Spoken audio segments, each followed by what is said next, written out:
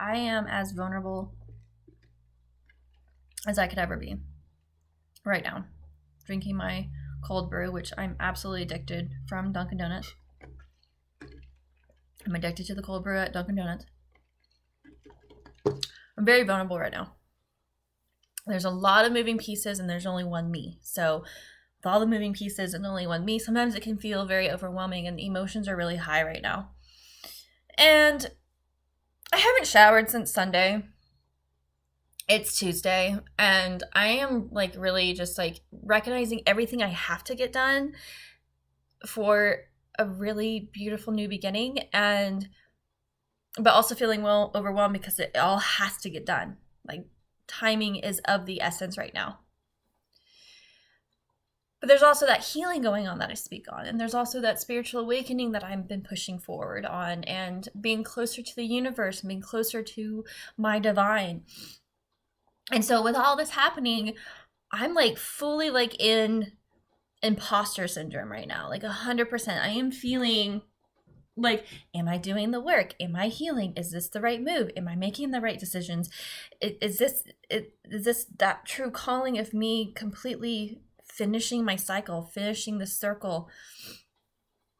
And there, it's all yes, but there is that feeling of imposter syndrome where it's not imposter syndrome. Imposter syndrome doesn't always have to be by success, by your profession. It can be personal too, and it can be a combination. And you might just like feel like your brain is like exploding because you're like, because like I know I'm doing the work in my professional life, in my personal life, and I know I'm there. But am I there? Like, am I doing it? Am I a different person now? Like, have I done the work?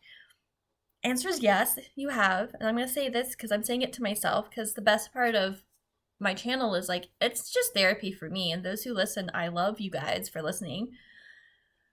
There's just a lot of emotions. Like, I had to, over the weekend, I had to open up some old wounds that I have not opened up in a very long time, but needed to open up. And it hurt. It hurt a lot, you know? I broke open my heart again in a way I was hoping I would never feel again.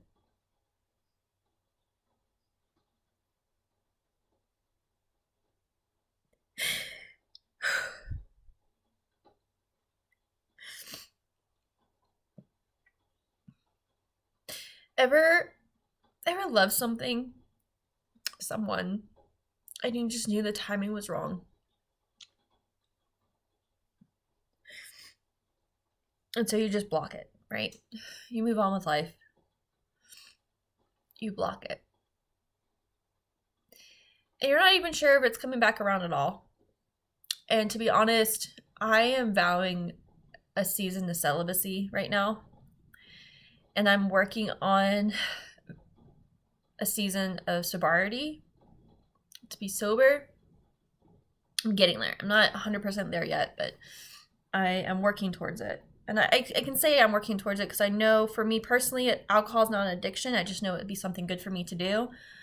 And so I'm working on.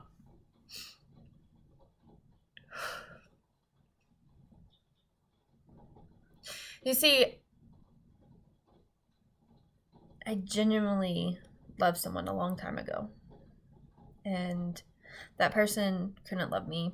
And I knew that. I saw that. But I kept that door open, you know. I kept that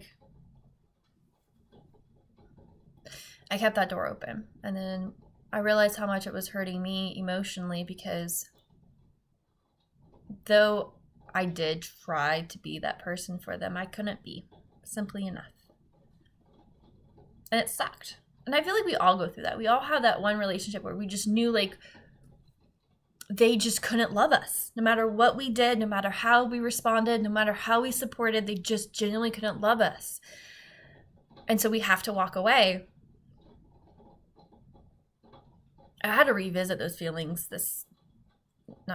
recently, and it sucked. And it was like part of that healing that I needed to feel and release and get that closure I needed. That also sucked because I have ignored it for years. I've ignored it for years, and it still hurts my heart. I feel like I'm grieving all over again. It sucks. But I also recognize it's that healing piece, you know? It's like my healing journey saying, hey, like, okay, we've done all these little steps. We've been in the right direction. We have pivoted. We've transformed. We have evolved. We've changed. We've changed our mindset. Okay, now we need to get into some of this more dark shadow work that we have ignored. And we need to get through it, like now, before we set you off to blossom. And that's really what it was. It's like I had to face some of these fears and some of these emotions because it's part of that healing. It's part of that transformation. It's part of getting to that space and that mindset that I am enough and my value is enough for me. That I am enough for me. That I don't need a man in my life to tell me that. That I can be happy for myself. That what brings me joy brings me joy. But in this journey, especially the last couple of weeks, that imposter syndrome has really kicked into high gear. And at first, the imposter syndrome was simply because I'm working really hard as a survivor advocate and I'm making some great pivots and amazing moves in the right direction to be a full-time public speaker. Full-time. I'm thrilled. I'm excited. So that was the original imposter syndrome. But after long drives, I've been on the road the last few days, which really pushes you in your healing because you're sitting in a car, you're listening to music, songs trigger you, tone of music can trigger you, a word in a song can trigger you. You know, it's just, I love car rides because it does genuinely, for me personally, genuinely, like it forces me to think. It forces me to process. It forces me to really get inside my emotions because no one's around me. I feel safe to cry it out. I feel safe to just like be in my space and no one's there to touch me because I'm in my car. And so I was on the road since Thursday and I had a lot of time to think and a lot of time to get through some of the shadow work that I've been working towards. And then I had to open some old wounds that I so dug deep inside of me. Like I personally had this mental thought that I like shoved it into a safe, locked it up tight, then shoved it into a dark closet, then locked that door and then put chains and, you know, like just like, oops, sorry. I'm never going to touch those feelings again. I'm never going to feel that. I'm just, And the universe is like, no, it's time. Let's unlock all those chains. Let's unlock that door. Let's unlock that safe. And let's just like dive in, girlfriend. It's time. You've done all this other work. It's time. And it was painful. It's still painful even talking about it because I know I'm still processing it. And I'm still in a place of grieving. Because I went in being like, you know, like I'm getting to a space in life where I am really proud of who I am. And I am. I'm really proud of the woman I'm becoming. I'm really proud that I'm okay to sleep in my own bed by myself and or with my daughter. I'm okay that my home is my home and I'm not sharing it. I'm okay that this is my journey. I'm okay that I struggle right now, but I understand my struggle is coming into abundance and I will be financially stable very soon. And I'm claiming that now. I'm in the right direction and I see it every single day. I see it every single day.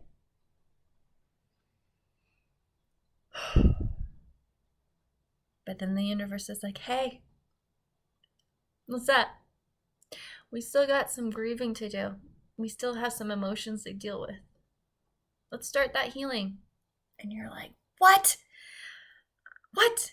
Like 5 days ago, I was on cloud 9 and I was like, yes, this is where I'm meant to be. And yes, my value is important. And though that has not changed, at the same time, I'm also now all of a sudden like being pulled into this space of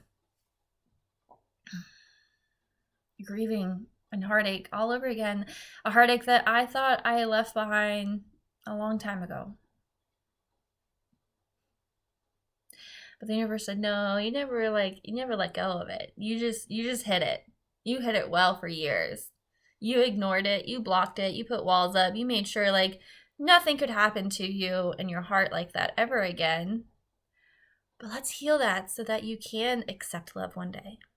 Because you may be on this journey to love yourself and receive love for yourself, but you're not fully in acceptance of someone giving you love. So let's revisit this. Let's do this right now.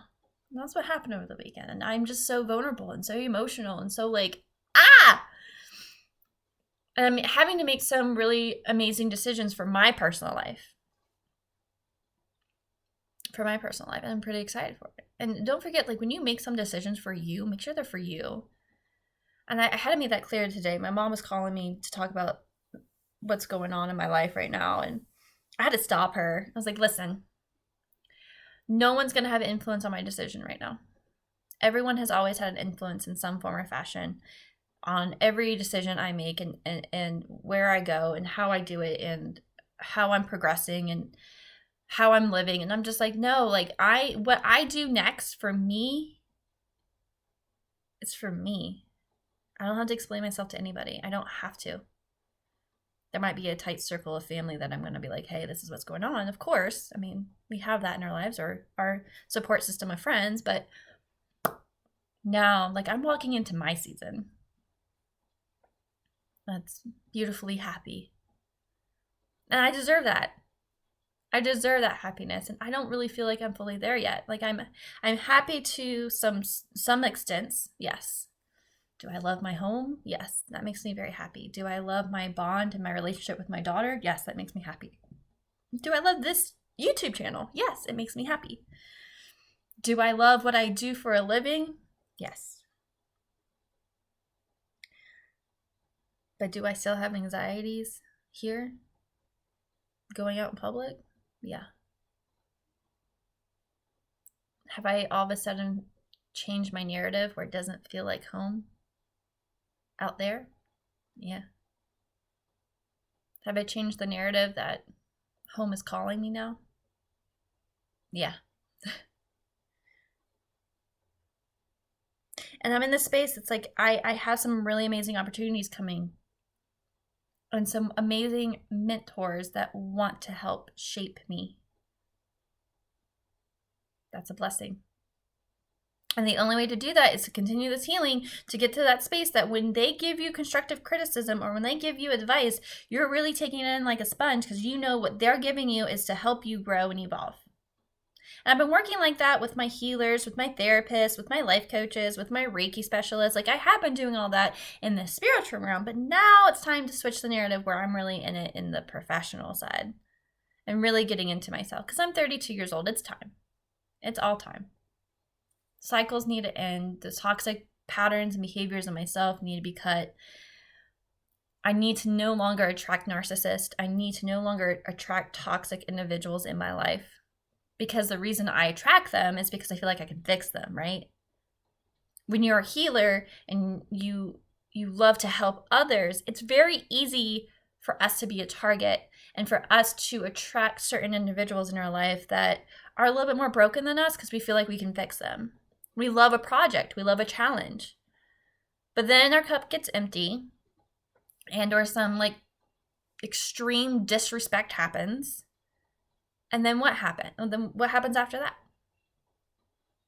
You're broken up. You're back in the same cycle. You're out there attracting the next toxic person. Truly.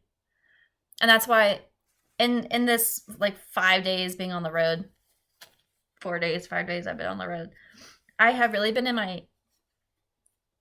my thoughts and my process to recognize like I have to continue to take this vow of celibacy for a long while. Make decisions, make independent decisions for me. I can go to my mentors, I can ask for their help, but make sure like what I am doing is for me.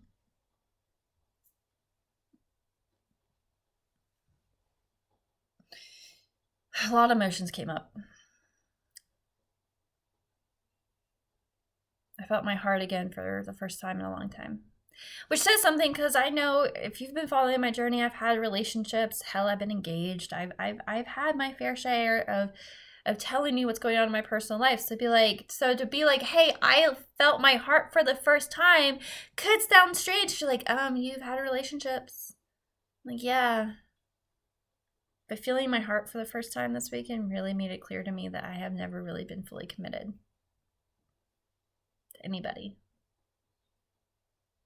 That was a big pill to swallow. I have not been fully committed to anybody. I'm scared. I'm terrified. And so I attract projects.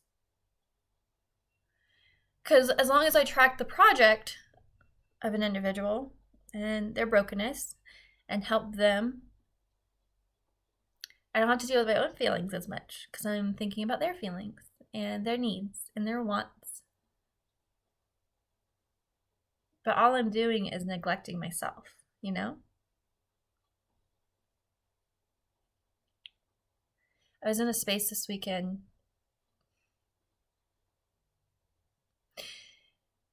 that I was feeling genuine happiness for the first time. And I have a lot of happy moments, and I share those with you. And I can repeat myself what makes me happy here, sure. But that genuine feeling in the soul that isn't a thing or a place, but just like in a moment. I felt that. And it scared me to death. It scared me to death. Because I've kept walls up for so long, and I have kept myself hidden from certain feelings. And though I've been searching for happiness, and though I've been searching for love, what I recognize this weekend, I can keep searching, but I'm never going to find it until I find it in myself, for one. And two, I can keep searching for it and want it, but I'm never going to find it because I'm running away from it. I'm running away from it, and I have been for a very long time. When you've been through a lot of trauma, which many of you know I have, sex trafficking, porn, fetish, your body being used simply for money.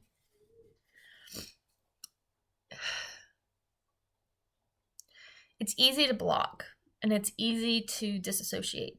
And even in your healing, you can find yourself doing that from time to time.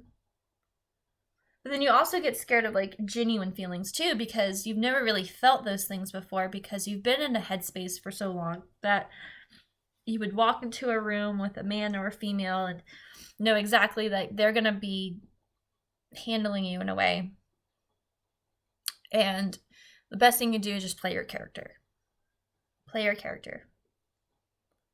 So as you heal, as you progress, as you evolve, as you change, as you look at your reckless behavior, as you look at your toxic traits in self, as you grow in your self-love, as you're on this journey as a whole, when certain genuine feelings start to arise, it can scare the crap out of you.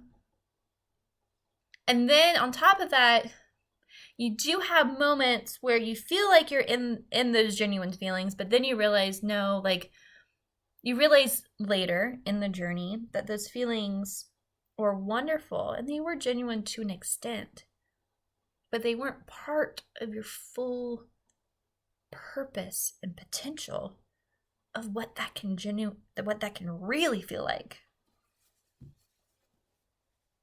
And that's really where I was the other day. I genuinely had that moment where I was happy. I was happy.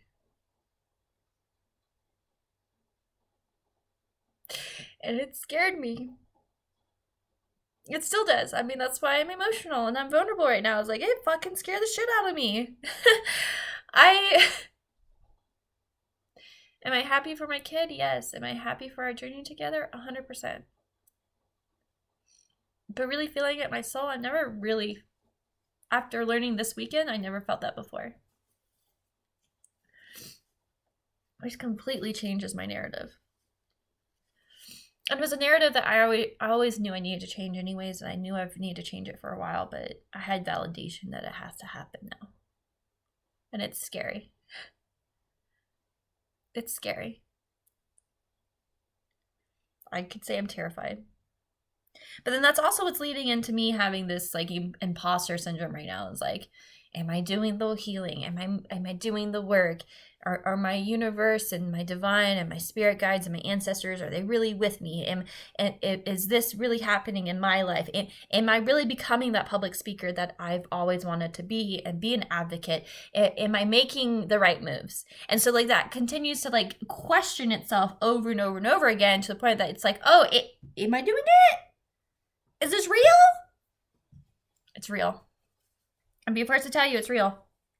When you're crying on your YouTube channel talking about how you really genuinely felt happiness for the first fucking time, it's real. It's fucking real. How you were pivoting and transforming into the woman you've always wanted to be. It's real. It's real. So keep doing the work. I'm starting to count down the weeks now. Instead of days, I'm going by weeks. Kind of makes it more exciting.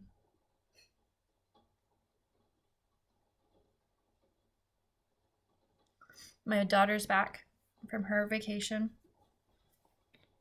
I'm really excited to have her home. It's not so quiet. I picked up my dogs today from the kennel. They're happy to be home. My cat is happy to be home. I'm happy to be home. But am I really home? Are you really home? Are you really home? Do you feel it in your soul that you're home? That's something you should think on. I had to keep going with my day, guys, but thank you for listening. And you can do this. This healing is worth it. These emotions that you are feeling are validated. This journey you are on is extremely rewarding. I promise you it is. I had a moment a couple weeks ago. I was speaking in front of some very important people. And I open my speeches pretty much the same way. I said, if I come out here and I say, hey, I'm a lived experience expert, you immediately think and know that I'm a professional, right? You see me in a light as a professional public speaker. Let me change that for you. Hi, I am a sex trafficking survivor. How many of you, your mindsets immediately change to victim, to poor you? Nah. That's why I start every speech with, I'm a lived experience expert. Because I want your mindset to know that when I'm speaking as a professional. I'm speaking from my heart and experience, and I'm not in a place as a victim. I'm in a place as a survivor. And being a survivor is my superpower, is my strength. So I encourage you to shift your mindset and your own stigmas and your own stereotypes when you listen to people's stories, when you listen to yourself. Because that can all change. It can all change. And so why I say this towards the end of my conversation today is, you are on the right path. If you're listening to me right now, you're on the right path. I mean, I'm not saying I'm some guru, but you're wanting to feel that inspiration, that motivation, You wanted to feel my energy of power and healing and light. You know, I speak on a lot that I always feel like I'm a villain. And that's one of the hardest things that I have to look myself in the mirror some days. But someone told me over the weekend that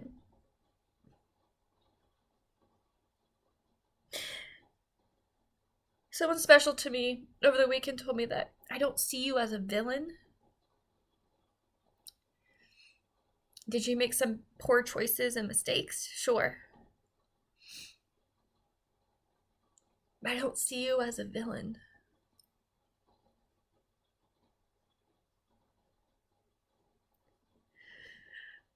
So I'm going into every day now where I don't see me as a villain anymore.